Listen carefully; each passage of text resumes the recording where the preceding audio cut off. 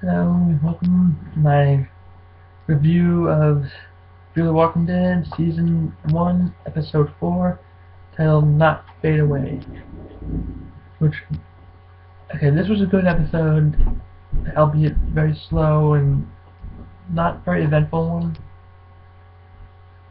But, sorry. It did get the ball rolling on a lot of stuff that is going to need to happen at some point in this series. We're going to need to figure out what happened to the National Guard. We're going to need to figure out, how do they handle it? Because that hall is going to go to hell pretty soon. Because we all seen the regular show. Most of us anyway. National Guard is not going to last long. How is that going to happen? That's one of my big things to look for in this series. I really hope they explore it in detail of like how exactly the National Guard loses control.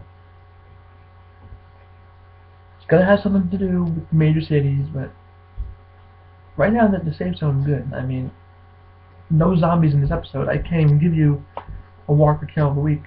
It's like the first time I haven't been able to do that.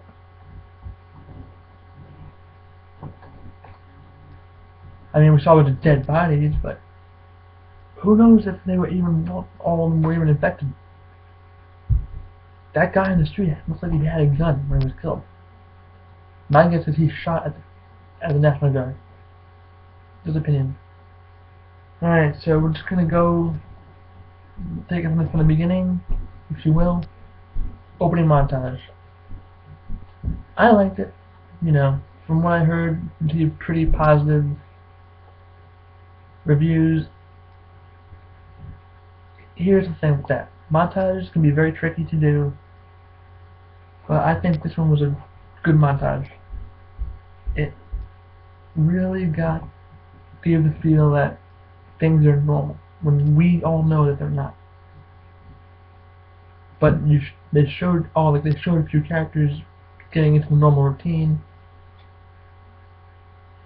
Travis is running, Nick's in the pool, Chris is on the roof just filming stuff and narrating. He's referring in that regard, the people in there is like animals in the zoo, which I like that analogy. And in that opening montage, many people have pointed out on Facebook, and I've seen the pictures, and I rewatched the episode actually a few days ago.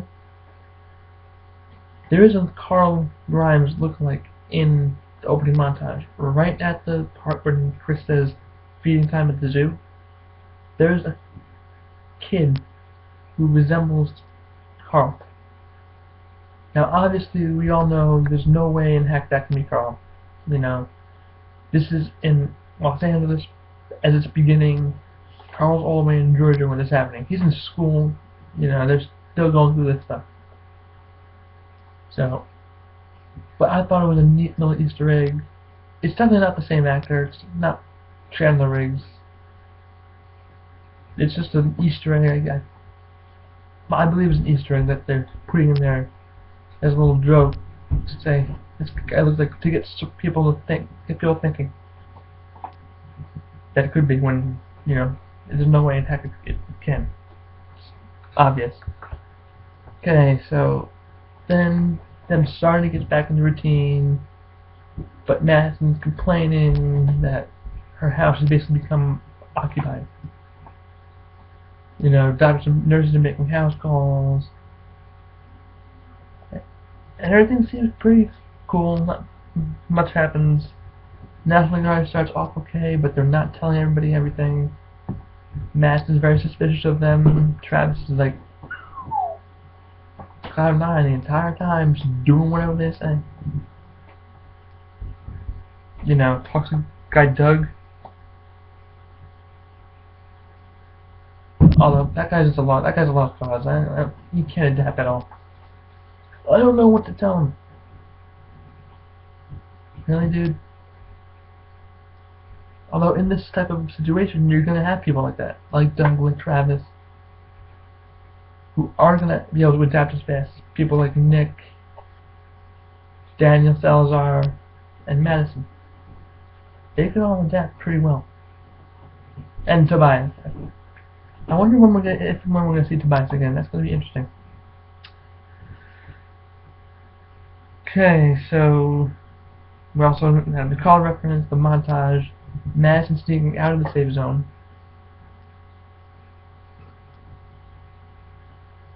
Not totally a smart move. I mean, it didn't get her killed or anybody killed immediately. And she did witness that the National Guard was just going in. We don't know. Are they just killing everybody? My gut is yes. They're just killing anybody who could possibly be infected or a threat. Hence the guy in the opening montage who was flashing the light, reflecting the sun, and then at the end they're shooting him. Unless he's got bit somewhere in between Madison communicating with him and the end of the episode. That guy probably was not bit and probably fine. He was probably trying to get help over there. But no, the National Guard is going to go and just kill everybody clean slate. That's what I said last week. They're just going to follow orders, and their priority is to control it. Control the infected, control the areas. So, that's what my prediction was for this episode from last week, so excuse me. So that's what happened. Okay. The whole bit, I'm not even gonna get into the whole bit with Alicia, that like stabbing herself with that whole thing was just nuts. Dr. Exler, new character. Don't trust her. I don't think anybody trusts her at this point. I didn't trust her from the beginning. She's just very shady. You should pretend a little longer. And then Liza right away just told her about Nick. And look what happened at the end. She goes off to Dr. Exler, they take Nick, they take Griselda. Where they take them? Some facility where I'm assuming they're experimenting on them, running all kinds of tests. You know, what are they, like, quarantine them? What are they killing them? Are they keeping them alive for research purposes? I don't know. Are they gonna test? That's a good point. I just thought of. They could be running tests on them. They could use them as test subjects for the Walker virus. Who knows what they're doing? So that is going to be the most interesting development going forward into the next episode. This is kind of like a calm before the storm type episode. Just building up to the last two episodes. Okay, what else? Madison just smacking, going after Nick after taking the old man's morphine, which I don't like. That was not very nice of Nick. My first thought was that guy's dead. He's gonna turn and then it's just Nick's just taking his morphine, being a jerk. Plain and simple. Okay, so well-deserved smack.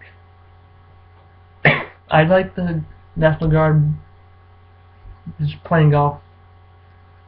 Just chill. Very similar to how when the governor was playing golf. I don't know if they're drawing parallels or if that's just a cheeky reference. Or both. But confirmed suspicions of National Guard behaviors, secrecy, not, being in control, not wanting to give people all the information. No walkers. Okay, so I'm going to count down my top 5 moments. The Bible reference was Revelations was pretty cool, and how they were referring to the National Guard as like the dragons or the demons or something of that nature. But I'm gonna say, like, I'm having a hard time with these episodes lately, but I'm gonna go with The opening montage is number 5, just because I like how it was put together well. But even though this was a very small glimpse, I'm not going to put this in there. The fake return to normalcy is number 4, because gave that glimmer of hope, and then they're gonna lose it all very soon. The whole thing with Nick and Griselda being taken away, Liza, Dr. Exner, that whole thing is number 3. Madison and Nick, number 2. And the whole National Guard bit, number 1. I'll give this one a 9.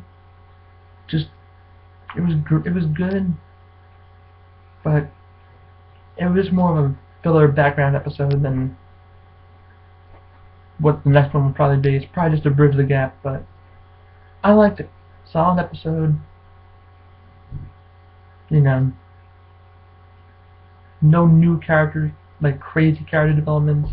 I think Travis is starting to maybe feel like he's been going about this the whole thing the wrong way. So that's my rating for this, and I will post my predictions for the 5th episode in the next very shortly.